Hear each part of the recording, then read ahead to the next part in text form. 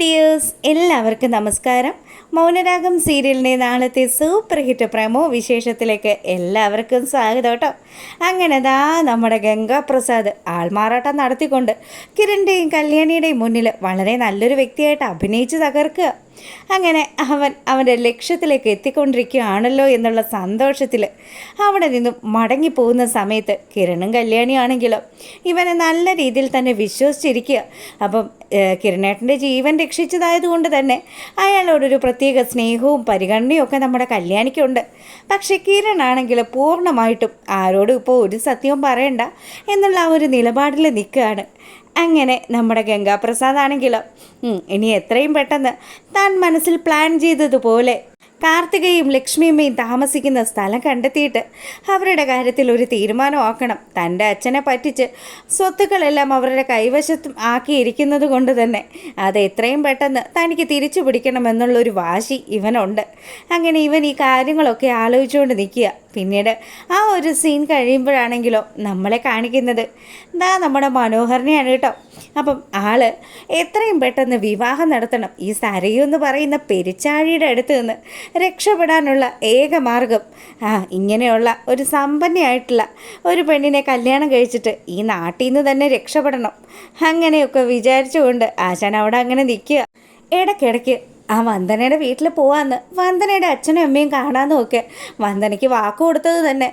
എന്തായാലും ഇപ്പം ഇന്ന് അവളെ പോയൊന്ന് കാണണം. താൻ വാങ്ങിച്ചു കൊടുത്ത സാരിയൊക്കെ കൊടുത്ത് അതീവ സുന്ദരിയായിട്ട് വരുന്ന വന്ദനയെ കാണാനായിട്ട് അങ്ങനെ ആഗ്രഹിച്ച് ഭയങ്കര സന്തോഷത്തിൽ നിൽക്കുക നമ്മുടെ മനു. ഈ സമയമാണെങ്കിൽ സരയു വന്നിട്ട് മനോഹരനോട് ചോദിച്ചു, എന്താ മനുവേട്ട, എന്താ ആലോചിച്ച് നിൽക്കുന്നത്? മോളെ ഞാനൊന്ന് പുറത്ത് പോയിട്ട് വരാട്ടോ. മനുവേട്ട വേഗം വരുമോ എന്ന് ചോദിക്കുക സരയു. എന്താ മോളെ, എന്തെങ്കിലും കാര്യങ്ങൾ പറയാനുണ്ടോ എന്ന് മനു തിരിച്ചു ചോദിച്ചതും ഉണ്ട്, ഒരു സന്തോഷ വാർത്തയുണ്ട്, നമുക്കതൊക്കെ ഒന്ന് ആഘോഷിക്കണം മനുവേട്ട എന്ന് പറഞ്ഞ് അവൾ മനോഹരനെ യാത്രയാക്കുക. പുതിയ കാമുകിയുടെ അടുത്തേക്കാണ് നമ്മുടെ മനോഹർ പോകുന്നതെന്നൊന്നും മനസ്സിലാക്കാതെ സരയു വലിയ കാര്യത്തിന് പറഞ്ഞയച്ചു. മനു ആണെങ്കിൽ വന്ദനയുടെ വീട്ടിലേക്കാണ് വരുന്നത്. അപ്പം നമ്മുടെ വന്ദനയായി വേഷം കെട്ടി വരുൺ മനോഹർ വാങ്ങിക്കൊടുത്ത സാരിയൊക്കെ കൊടുത്ത് നല്ല സുന്ദരി കോതയായിട്ട് നിൽക്കുമ്പോൾ അവളുടെ അച്ഛനും അമ്മയും അവിടെ വന്നിട്ട് മനുവിനെ സ്വീകരിക്കുക. മോനെ വാ, അകത്തോട്ട് കയറിയിരിക്കുക. അല്ലെങ്കിൽ ഞാനേ വന്നത് എന്താണെന്ന് വെച്ചാൽ മോൾക്ക് ഞാൻ സാരി സമ്മാനിച്ചായിരുന്നു. അപ്പം അവളതൊന്ന് ഉടുത്ത് കാണണമെന്ന് എനിക്ക് വലിയ ആഗ്രഹം ഉണ്ടായിരുന്നു. പിന്നെ എൻ്റെ അച്ഛനും അമ്മയും ഒക്കെ അടുത്ത ദിവസം നാട്ടിലെത്തുന്നുണ്ട്. അങ്ങനെയാണെങ്കിൽ അടുത്ത മുഹൂർത്തത്തിൽ തന്നെ ഞങ്ങളുടെ വിവാഹം നടത്തണമെന്ന് അവർ വാശി പിടിക്കുന്നത്. അറിയാമല്ലോ അങ്കിളെ, ഞാൻ ഭയങ്കര ബിസിനസ്സുകാരനായതുകൊണ്ട് തന്നെ ഇനിയും അങ്ങനെ നടന്നു കഴിഞ്ഞാൽ ശരിയാവില്ല എന്ന് അച്ഛനും അമ്മയൊക്കെ കാൽക്കുലേറ്റ് ചെയ്തിട്ടുണ്ട്. അതേടാ, നിന്നെ എത്രയും പെട്ടെന്ന് പാഴ്സലാക്കണം ആ ഒരു തീരുമാനത്തിലാണ് ഞാനും എൻ്റെ മോനും ഒക്കെ നിൽക്കുന്നതെന്ന് ആ അച്ഛൻ അങ്ങനെ മനസ്സിൽ കരുതുക.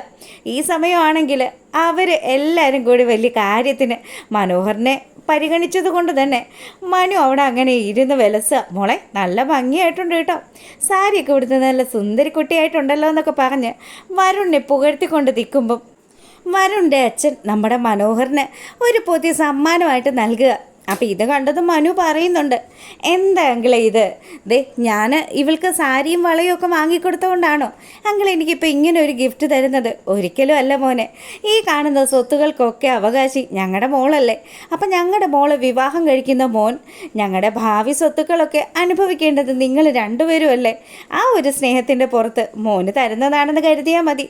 ഞങ്ങളെ സ്വന്തം അച്ഛനും അമ്മയും ഒക്കെ ആയിട്ട് കാണണം കേട്ടോ എന്ന് ആ അച്ഛൻ പറയുക. മനോഹർ വലിയ സന്തോഷത്തിൽ ഇതൊക്കെ മൊത്തം വെച്ച് അനുഭവിക്കാൻ പറ്റുമല്ലോ എന്നുള്ളൊരു സന്തോഷമാണ് നമ്മുടെ മനുവിനുള്ളത്.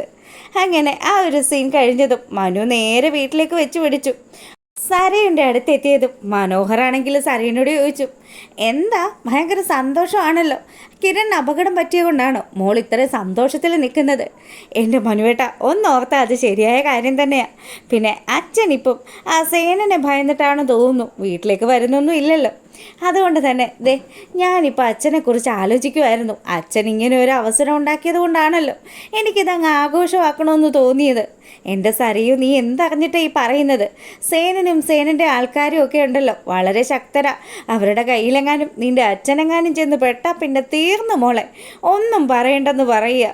പിന്നീട് ഇതാ നമ്മുടെ പ്രകാശൻ വിക്രത്തിൻ്റെ അടുത്ത് ചെന്നിട്ട് കിരണിൻ്റെ ഇപ്പോഴത്തെ അവസ്ഥകളെക്കുറിച്ച് വളരെ കാര്യമായിട്ട് സംസാരിക്കുക. അപ്പോൾ അവന് ഓർമ്മയൊന്നും ഇല്ലല്ലേ?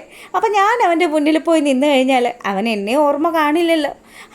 എന്തായാലും കൊള്ളാം, എനിക്ക് ഇഷ്ടപ്പെട്ട എൻ്റെ മോനെ. അവൻ ഇത് തന്നെയാണ് വേണ്ടത്. അവനെപ്പോലെയുള്ള ഒരുത്തൻ ഇങ്ങനെ കിടന്ന് നരകിക്കണം. ഓർമ്മകളൊക്കെ നഷ്ടപ്പെട്ടു. എന്ത് രസമായിരിക്കും അവനെ കാണാനെന്നൊക്കെ നമ്മുടെ പ്രകാശൻ ഇങ്ങനെ നിന്ന് ചിന്തിക്കുമ്പോഴത്തേക്കിനും വിക്രം പറഞ്ഞു, ഒരുപാട് ആലോചനയൊന്നും വേണ്ട. വീട്ടിൽ കയറിക്കൂടിയിരിക്കുന്ന ആ പാമ്പിനെ പുറത്ത് അടിക്കാൻ നോക്കുക. അല്ലെങ്കിൽ അയാളെ തപ്പി സേനൻ്റെ ഗുണ്ടകൾ വീട്ടിലെത്തിയാൽ പിന്നെ നമ്മളും കൂടി ആ ഇടിയുടെ ബാക്കി എരന്ന് വാങ്ങിക്കേണ്ടി വരും. നീ പറഞ്ഞത് ശരിയാണെന്ന് വിക്രത്തിനെ നോക്കിക്കൊണ്ട് നമ്മുടെ പ്രകാശൻ ഇങ്ങനെ പറയുക. അപ്പോഴും പ്രകാശൻ്റെ മനസ്സിൽ നല്ല സന്തോഷമുണ്ട്.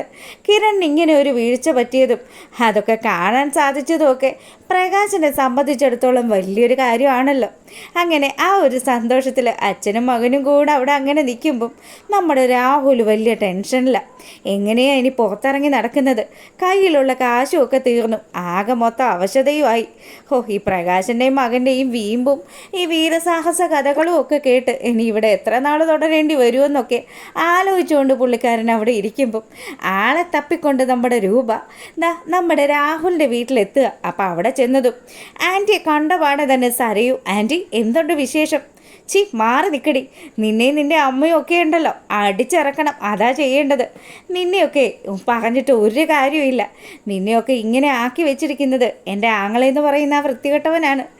അവനെ കണ്ട് 2 വർത്തമാനം പറയണം. എൻ്റെ കുഞ്ഞിനെ തൊട്ട് കളിച്ചാൽ അവനെ കൊല്ലാൻ പോകുന്നത് എൻ്റെ ഭർത്താവായിരിക്കില്ല, ഞാനായിരിക്കും എന്നൊക്കെ പറഞ്ഞിട്ട് നമ്മുടെ രൂപ വളരെ വയലൻ്റായി സംസാരിക്കുക. അപ്പം സരയും നമ്മുടെ ചാരിയൊക്കെ നല്ല ടെൻഷനിൽ നിൽക്കുക. പല രഹസ്യങ്ങളും ഞാൻ മൂടി വെച്ചിട്ടുണ്ട്, എല്ലാം ഞാൻ ഒരു ദിവസം അങ്ങ് പൊട്ടിക്കുമെന്ന് പറഞ്ഞ് ചാരിയെ ഭീഷണിപ്പെടുത്തിക്കൊണ്ടാണ് നമ്മുടെ രൂപയുടെ സംസാരം. എന്തായാലും എൻ്റെ കുഞ്ഞിൻ്റെ ദേഹത്ത് മണ്ണ് വാരിയിട്ട ഒരുത്തനെയും ഞാൻ വെറുതെ വിടില്ലെന്ന് പറഞ്ഞ് കലിതുള്ളി നിൽക്കുന്ന രൂപയും അതൊക്കെ കണ്ട് വരണ്ട് നിൽക്കുന്ന സരയുനെയും ശാരിയൊക്കെ കാണിച്ചുകൊണ്ടാണ് നാളത്തെ പ്രമോ വിശേഷം അവസാനിക്കുന്നത്. അപ്പോൾ നിങ്ങൾക്ക് ഇഷ്ടപ്പെട്ടിട്ടുണ്ടെങ്കിൽ ഒന്ന് ലൈക്ക് ചെയ്തേക്കണേ. എല്ലാവർക്കും നല്ലൊരു രാത്രി ആശംസിച്ചുകൊണ്ട് ഇന്നത്തെ വീഡിയോ വൈൻഡപ്പ് ചെയ്യാണ്. അപ്പോൾ okay, good night, thank you, by.